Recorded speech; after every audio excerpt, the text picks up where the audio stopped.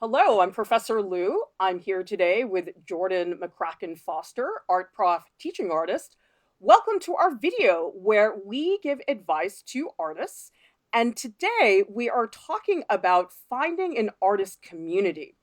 If you would like to grow as an artist, but you can't afford an art class, we have got everything that you need here at Art Prof: critiques, tutorials, career advice. You want to get started by subscribing to our channel and ringing the bell to make sure you don't miss out on anything. I think that artist communities are hugely important because if you think about it, the practice of being an artist, it's sort of all about being by yourself in a room making art.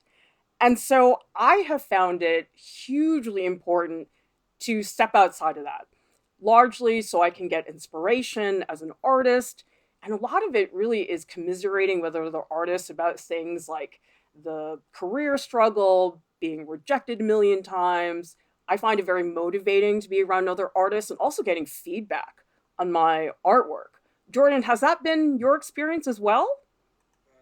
I think that just as you said, art can be a very isolating experience for a lot of people. It's a lot of hours just trying to get better.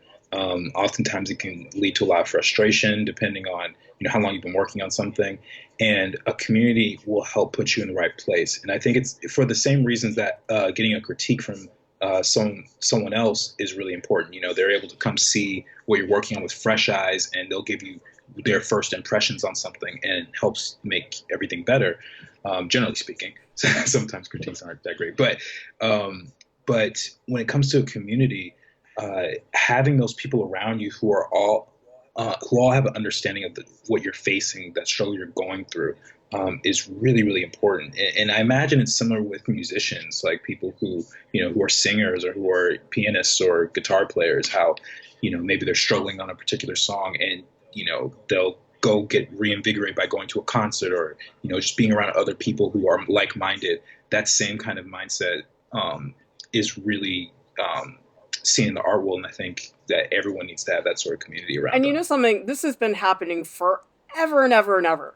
Because here's a photo of the abstract expressionists. They all hung out. Mark Rothko, Jackson Pollock, and if we Mhm. go back, Francis Bacon, Lucien Freud, and here's another photo of the French surrealist artists. So this is not a new concept. This has been happening for a long time, although we are going to talk about communities that are not just white men because a lot of other people exist in the world other than white men. Because I was looking at these photos, I'm like, we're a little bit more diverse than that nowadays.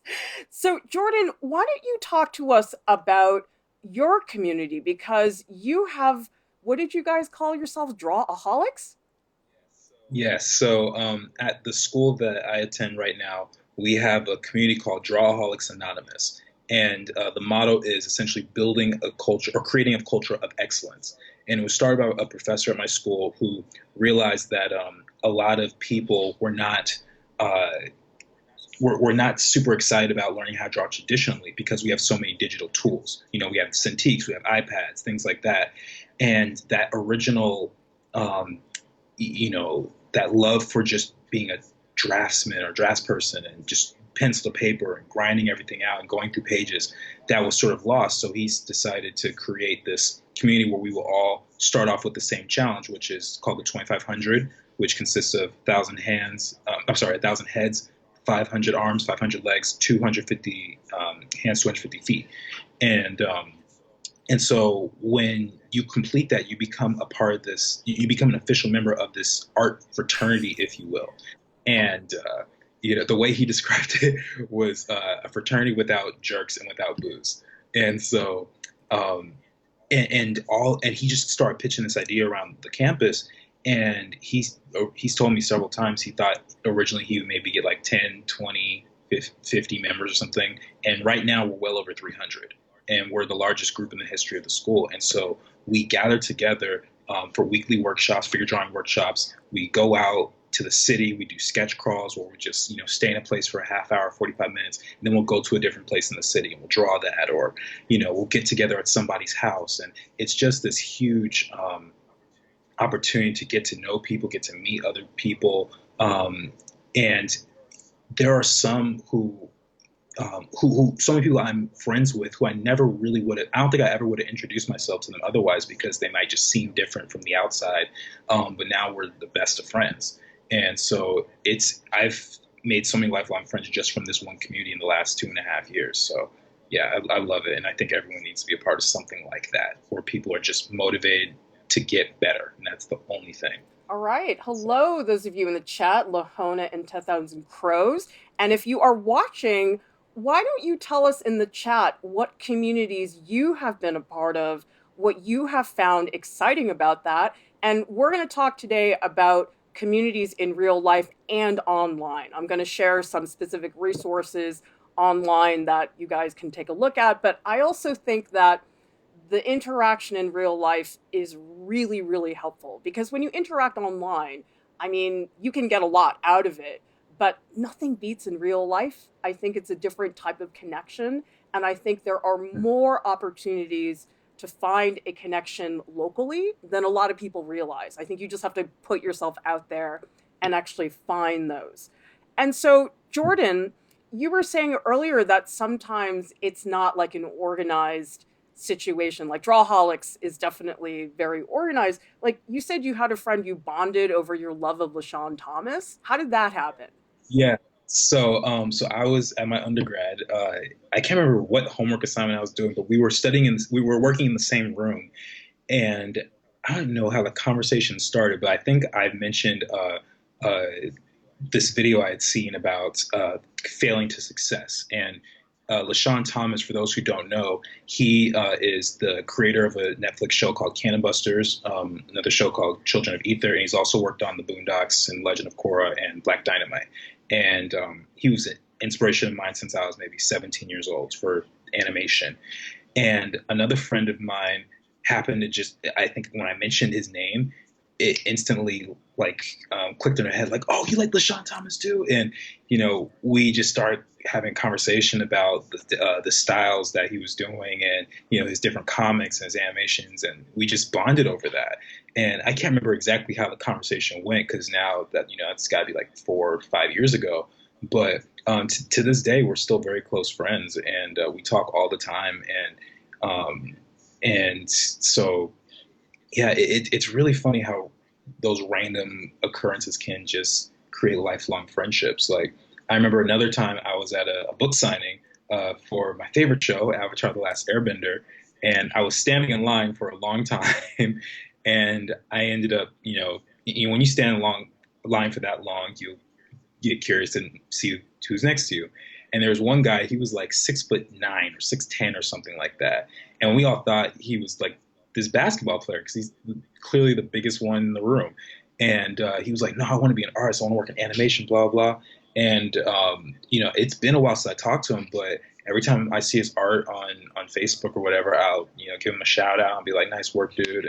And we push each other. It's really amazing. Let's see. Comments in the chat. 10,000 Crows is saying interacting with Art Prof is actually the first time I felt part of an art community, and it's so nice. I really want to find one in real life too, but I also have social anxiety. You know something, 10,000 Crows? We're going to actually dig into that because I was talking to a bunch of the interns we have on Art Prof. They're all high school students, and they had some really good suggestions. So we will get to that later because you know something? I know this is hard to believe, but I was so shy in high school. Like, I never talked to anybody unless they talked to me. And oh my God, like the idea of reaching out when I was 16 was just so awful. So trust me, I know what you're feeling.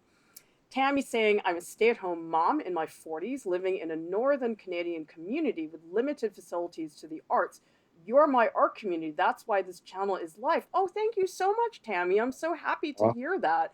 I mean, one of the things that we That's talk about at Art Prof is that you can find a community, but you can also build one. I mean, that's basically what I did was I made my own community with Art Prof, and I was like, you know what? Let's have all these other awesome people join, and it's been really great. Ray Mayo is saying, I just joined an Artist Way group in an attempt to find a community. I live in a rural area. My best group is an online creative support group to meet twice a week. Very cool. Let's see. Seacoast is saying, Social anxiety and the odd demands of social media are not a good mix. I'm terrified every time I post a pic on Instagram. You know what? We're going to do at some point a stream about Instagram because Instagram, I think, unlike some of the other apps, people have a lot of stress surrounding it. And I don't think it should be that way. So we'll talk about that at some point.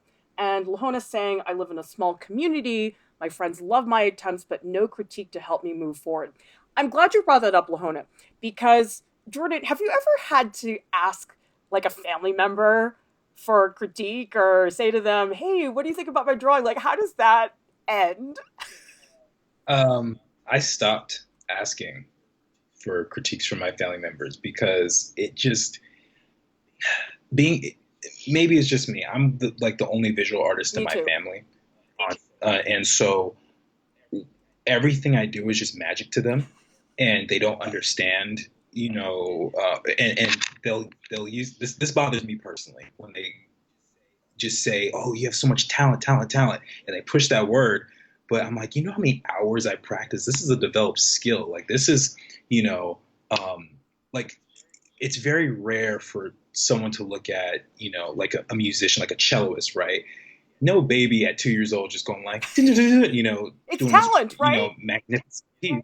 It very rarely happens, and it comes from hours and hours and hours of practice. But for some reason, when it comes to doing art, it seems like it's just an inherent thing that you were born with, and it also, I think, starts to create the idea that that if you don't have it, or if you never had it, then you can't gain that skill. Um, and so I try and tell my family this over and over again. After many discussions, I just decided to drop it. I don't trust my family for critiques or anything like You know that. what it is? They So don't get it because they're not artists. It's like you yeah, get it or you they don't. And I'm the same way. I don't talk to my family members about my artwork because it's just not very productive. I mean, I guess if I want to be told I'm great, I can talk to family members, but beyond that, that's sort of it as far as how I can interact with them. Okay, well, let's see. I think, Jordan, the suggestion you made about going to a book signing, that I think, and any event, like a convention, like there's tons of comic book conventions like Comic Con and anime conventions, those are such a great place to meet people. I mean, I've never been to right. Comic Con, but I go to the really nerdy printmaking conferences every year. I go to this conference. It's called the Southern Graphics Council, and it's like the biggest printmaking dorks on the planet. Like you can just nerd out and be totally okay with it because everybody's like, "Oh, what did you use? Gum Arabic? I found that 3/4 of talc really helped my lithostone." It's just great.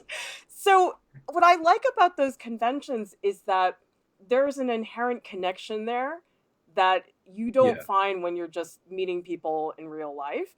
And I have found that there are some funny things you can do to talk to somebody because sometimes I'll be sitting there at a conference and we're like waiting for a lecture to start. And I'm thinking, hey, this would be a good time to chat with some people, but you don't want to be weird. And so, you know what I do? I say to people, I'm like, excuse me, do you, is your Wi-Fi working? I can't really get on the network. And then within a minute, you're having a conversation. that's actually Whatever awesome. works. And then same thing with the comment about music or TV shows. Like one of the interns was telling me that when she was on a summer program, she's a really big BTS fan, and she would just hear somebody playing BTS in a dorm, and that would an opening for her to say, "Oh my god, I like BTS too." And so that's just a quick way to recognize a connection that can sometimes become something else. So it doesn't have to be really formal. It can be something really straightforward. And I think the book signings, especially, you're both there because you're obsessed with Avatar, right? I mean, what is there to not Right. talk about in that situation? Exactly. We were occupying the whole time. We were just best It's buddies. great.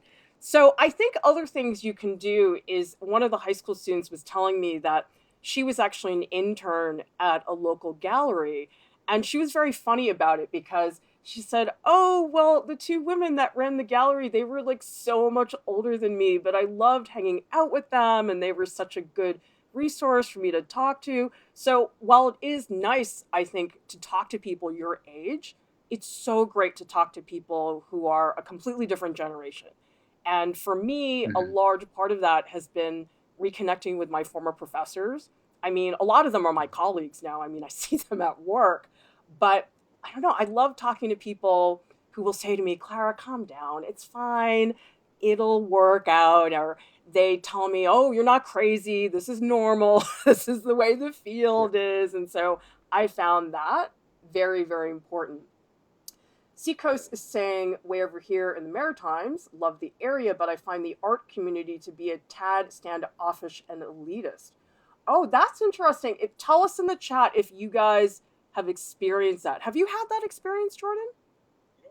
You know what's funny, actually? Um, we as Drawholics have been told we're elitist. And the reason for that is because we we have this drive to just be better, and the 2500 challenge is the way to get in the door. And what we say is, if you do this, you'll get better. Now, what we don't say is, if you don't do this, you'll never improve. It's just a very easy way to track your growth progress. And a lot of people who are just straight up lazy and don't want to do it. Like, and not talking about people who never heard about this or anything like that. Just people who have been told, and they'll say, "Oh, I'll think about it," but they want to be these big concept artists or whatever. It's like, why wouldn't you do it? Aren't you going to be doing this 1,000 times in your career? Like, why wouldn't you take this on? And they have this idea that we have, this kind of air about ourselves, which just isn't true. And in terms of people who do think they're better than you, if you're someone who's just trying to learn and you feel like this group of people is just not connecting with you or not willing to connect with you, screw them, forget it. Just because it's more than just it's more than just an art thing. It's about the right being with the right people. And so, just like you wouldn't want to be friends with someone who's an absolute jerk, or someone who thinks they're above you because maybe they make more money than you, or they have a bigger house or whatever. Same thing with art. And I feel like it's people who are in a position um, of authority, or maybe they have something to be able to teach, that they should be willing to share that knowledge and just kind of pay it forward. And I really don't like the idea of just holding on this information to yourself and just not sharing. Like, what's the point of that? Yeah, I definitely have had situations where I'm like, I don't think this group is for me. Like, I once went to this life drawing session because sometimes life drawing sessions are held at local art community centers, and you pay like $10 and you can go draw, so it's like, what's not to like? But I remember I went to this one life drawing group, and just everybody was so rude about the length of the poses. Like, there was this one guy that was like running the group like a total dictatorship. I'm like, maybe you could like ask other people how long they want to do the poses. And I'm like, dude, I'm out of here. I don't want to hang out with you. So definitely there are some communities that maybe are not so accepting, or maybe they're just sort of like, oh, this is the way it's always been and whatever. So, but I think there's enough communities out there that you can find others. Tammy is saying in the Right. chat, teaching myself, practicing, seeing improvement, learning from this channel. That's a great idea to maybe form a little group, get together and talk and swap art supplies. That's the best part, right? Like, free art supplies, because we always have art Right. supplies. Lahona is saying, I've had the elitist experience. It's rather odd to be exposed to. Other communities have been more inclusive. Elitists are not about you. Exactly. It's about them. I mean, it's like, you don't need to be part of that. Let's see. By elitist, Seacoast is saying, where did you go to school? Marker ink pastel is a tad common. Illustration isn't actually art. Do you have any encyclopedic knowledge of art history? Right. It's like, people can be so judgmental about who you are and what I don't know. It just, you have to find the right context for that. Another option, I think, is sometimes summer programs. And this is also applicable if you're not a college student. So for high school students, there's like pre college programs, but there's a ton of like 2 week intensive workshops that lots of colleges run for adults. So that's a nice opportunity. Like, Jordan, you went to summer pre college program in high school. How was that for you in terms of community? I thought it was really awesome, and so it was a 6 week long course, and we were staying in the dorms and everything like that. And I had never been surrounded by so many artists at once. And so at first, it was just a big culture shock. And I remember we were sitting in the auditorium, for the intro and orientation and stuff like that. And they were saying, every single one of you is an artist. And I looked around, I was like, yeah, we are. That's kind of awesome. Like, because I'd never been like, it's never been like that for me. And I was one of the only artists in my school. And at that, I was pretty much the best artist in my high school. And so, being surrounded by tons of people who were better than me, also helped motivate me too, because not only was I surrounded by all these people who could potentially be friends and I could connect with because we like different same shows and movies and things like that, but they could teach me something, and maybe I could teach them something about something that I was strong or I considered a strength of mine. So I thought it was an invaluable experience. I still keep in touch with some of the people who I met at that time. It's crazy. I went to the exact same pre-college program that Jordan went to in 1993. And you know what's crazy is one of my closest friends, she's got two kids. She's my age. I mean, I she's one of my best friends and I met her in 1993 at the summer pre-college program. She didn't end up going into studio art, but it's like there's something about that intensive experience of being around people for so long. It's like there's nothing like that. And I think another thing, one of my interns was telling me that for some people, it's not even the art part that gets it started because he said that he has a group of students at his school who are all queer. And so they're all queer and they're really into art. And so that was sort of their way of connecting.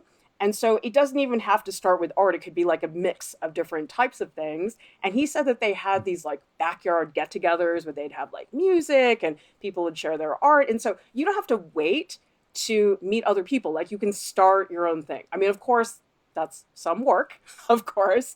But I mean, Art Prof was a lot of work. It only took us, what, 4 years to launch this platform, but things can work out. Let's see, we've got some great comments. Lahona saying, I've had a few friends over to draw, but they expect me to be an instructor even though they have more experience. That's That's great. funny. Oh my gosh, that's so funny. I know, actually, when I was teaching printmaking at this other college, I was thinking to myself, oh, this is so great. I can like use the printmaking facilities and not have to pay a huge fee. And I discovered that I couldn't work there in the afternoons because the students would bother me all the time. How do you? I'm like, oh, leave me alone. I'm just trying to print. So what I noticed is if I went to the school at 8 o'clock on Saturday, none of the students were there and they didn't bother me. Oh my goodness. So yes, that happens.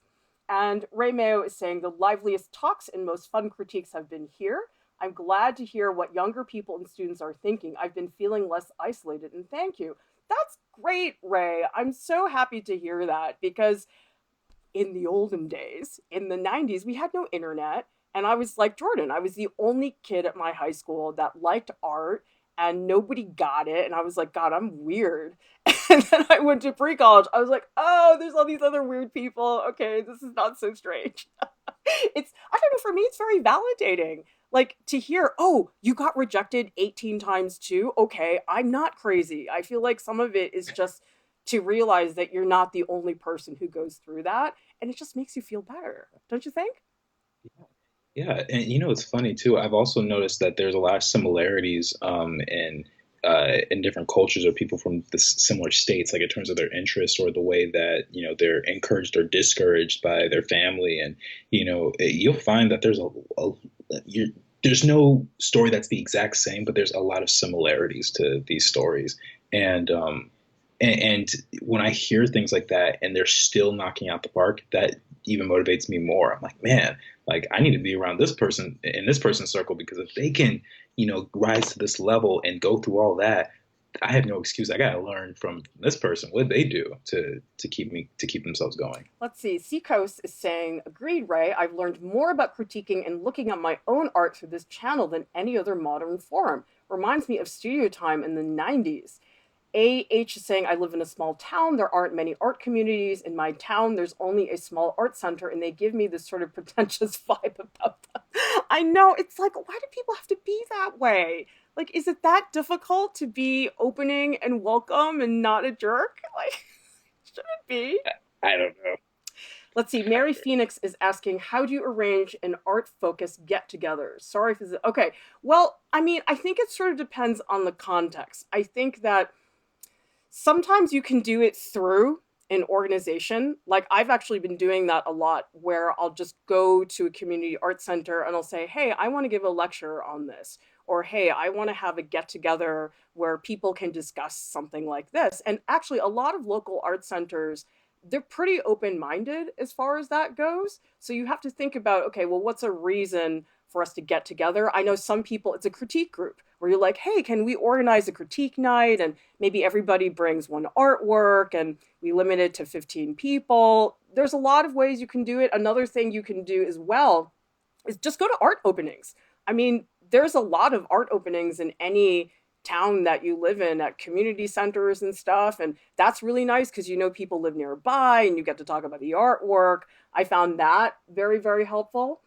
Tammy is saying, stay away from the gray poupon art people. Oh my God, we should call them that from now on. Jordan, you probably don't remember that commercial, do you?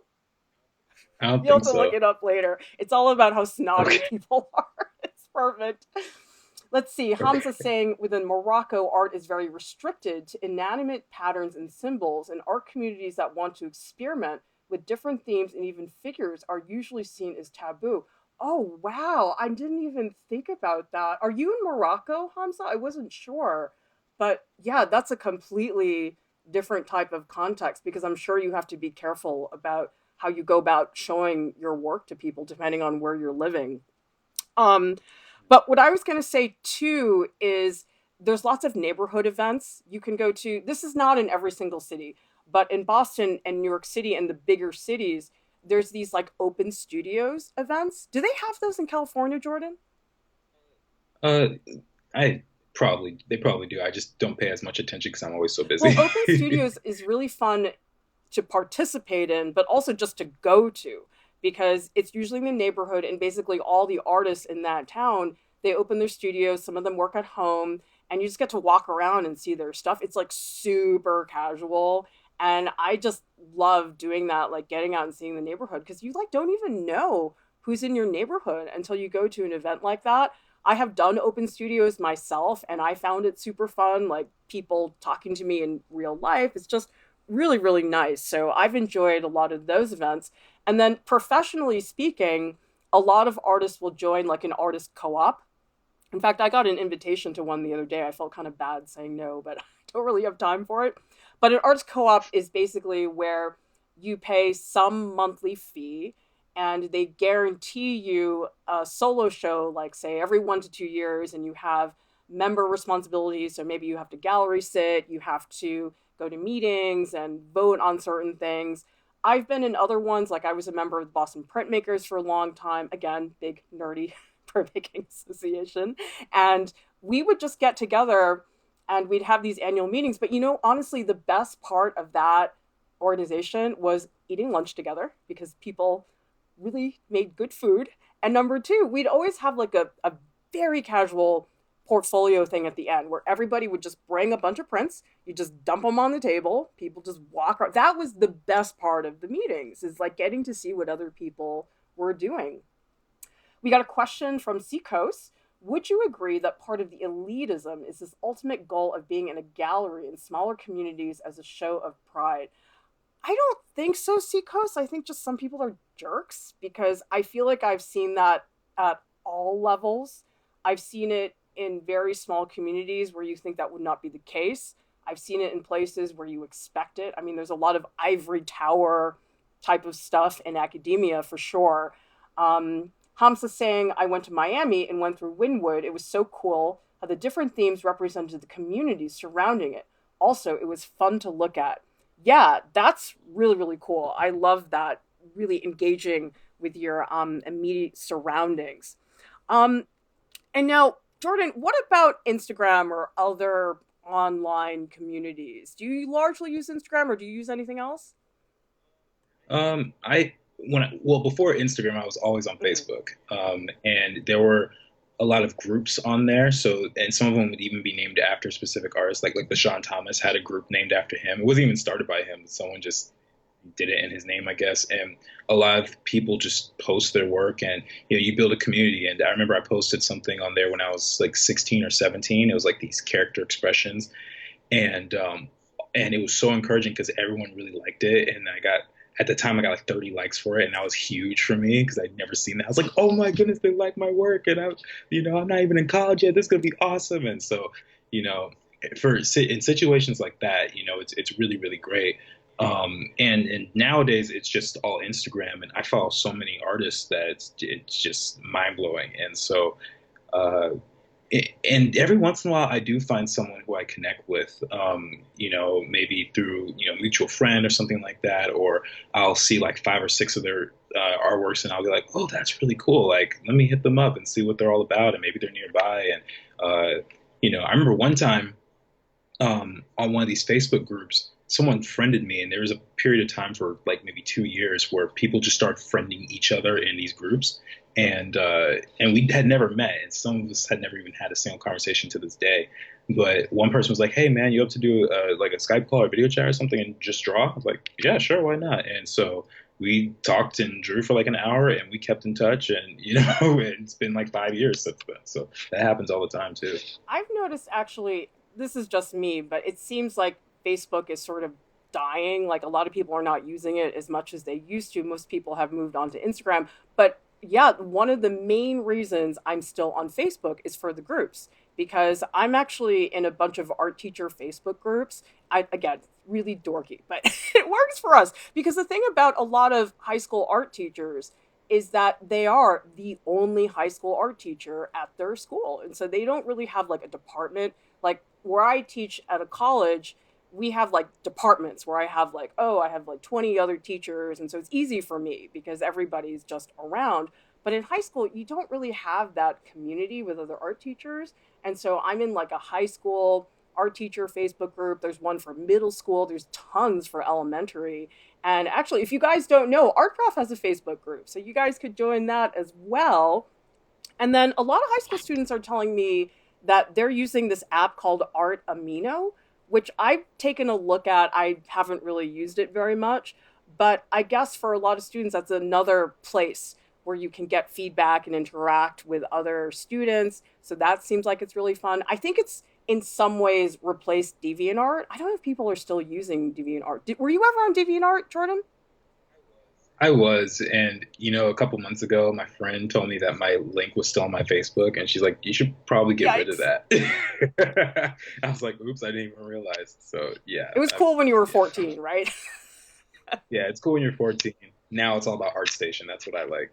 Let's see, Hamza's saying Tumblr was a big art space too. Yeah, I feel like Tumblr sort of died.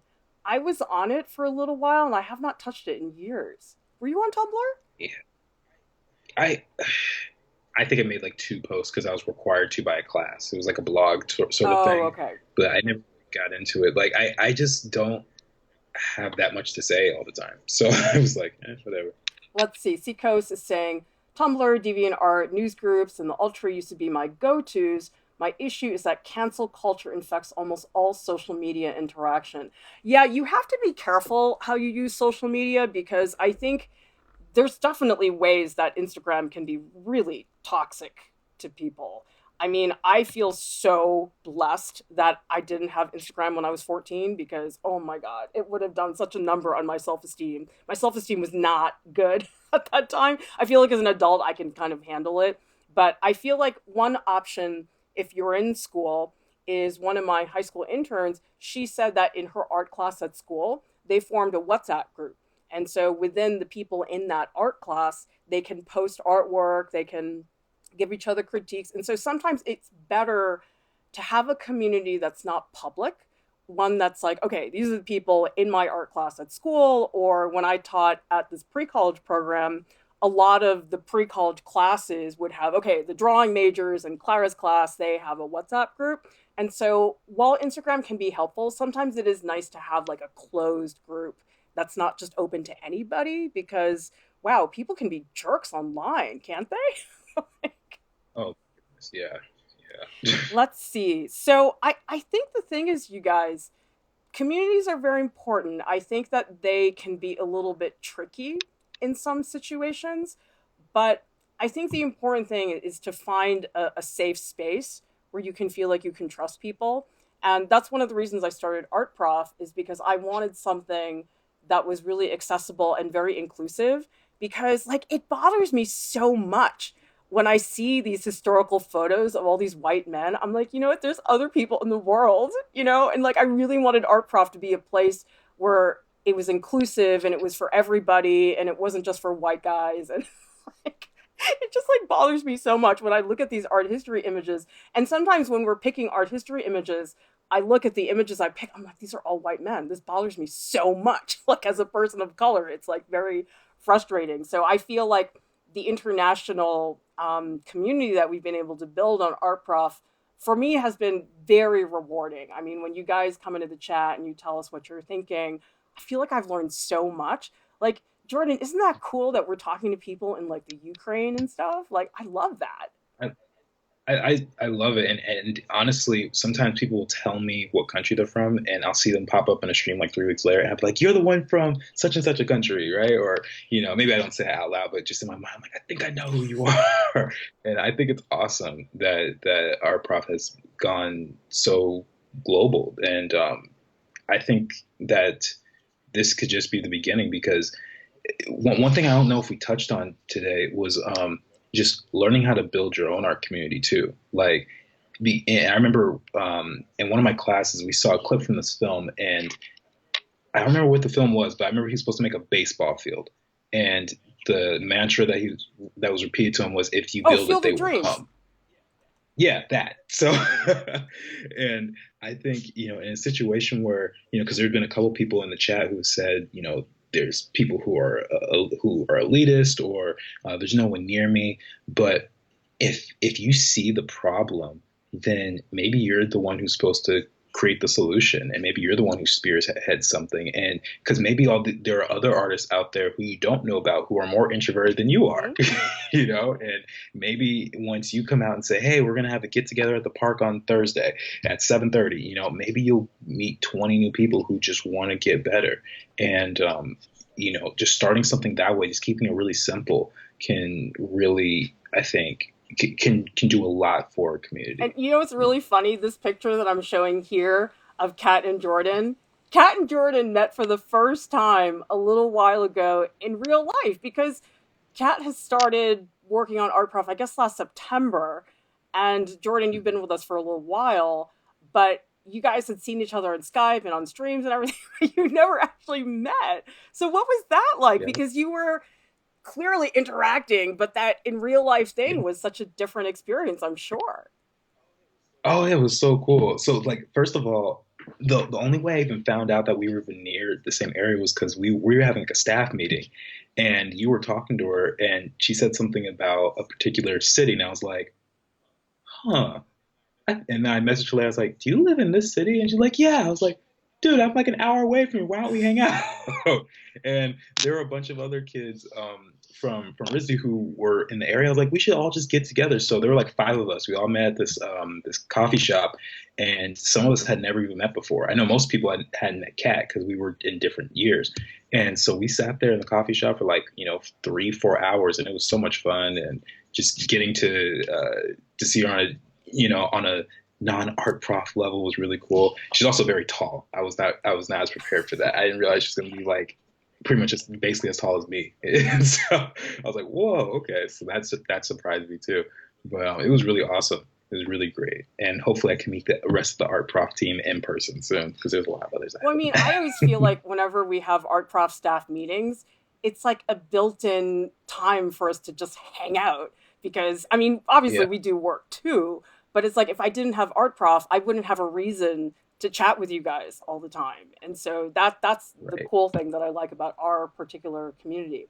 Let's see. Seacoast is saying, I'm hoping that Art Prof Dare gives me the opportunity to find other artists to build a community with. Yeah, you guys should do the Art Prof Dare. It's really cool. I brought in a guest artist, Clara on Kaza, and the theme is your inner voice. So I'm hoping that we can all commiserate about all of our inner voice struggles. I was saying to Clara that my inner voice told me the other day, "Why did you eat all those chocolate peanuts? Now you have a stomach ache and it's totally your fault." Anyway, you guys, I hope that you will explore our other related videos like how to be more productive, being rejected as an artist, and a recent stream we did on art and mental health. If you want to continue to grow as an artist, subscribe to our channel and ring the bell to make sure you don't miss out on anything. And thank you so much to our top Patreon supporters who make all of this possible. You guys are wonderful. And thank you to all of you who were watching the stream, participating in the chat. We will see you guys next time. Bye.